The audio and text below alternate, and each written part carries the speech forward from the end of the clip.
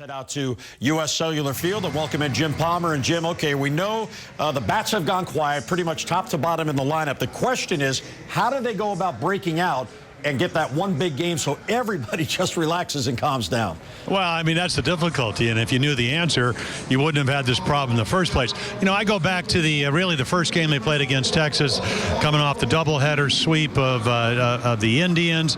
You know, I don't mean Murata, who they roughed up in the second game, a guy they brought out of minor leagues, but it all started with Wandy Rodriguez, curveballer. Then, you know, at the the last game was Gallardo. He would run his scoreless scheme to 29 and a third innings, and then you come here and, all of a sudden you get a well-pitched game on Friday night. You lose 1-0. John Danks hadn't beat anybody, but he had a great changeup. Yesterday you had Samardzija pitch up. Great game. He had 4 pitches working for me.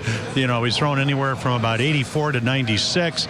And again, when you bring in, you make the one mistake, and that was Putnam. Manny Machado hits a home run. So they've gotten pitched to. It looks like they're probably trying to hit a lot of more home runs than they're capable of doing. Runs are down here in Chicago.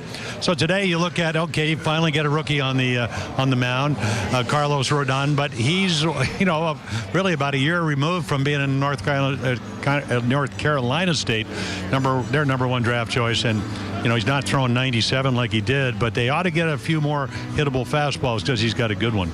All right, so you bring up Rodon. The only player in the Orioles lineup today that's even seen him is Caleb Joseph, and that's a grand total of 1 at-bat. Now, Rodon also has command issues, so if you're the Orioles, you're struggling as a team, what's the approach you take against him? Well, we don't walk.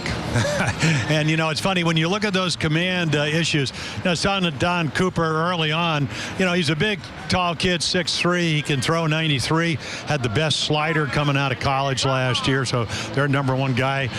And the 2 issues are, for number 1, the changeup. So the changeup is a work in progress. And it reminds me of maybe a left-handed Jim Palmer, where at the end of the day, when you get in trouble, you always have one of those exceptional fastballs. So, again, ever since the month of June, he's never walked more than 3 guys. The one thing is, and I'm not sure you really want to get to the bullpen because they've been pretty good here with the exception of Putnam, he throws 18 pitches an inning.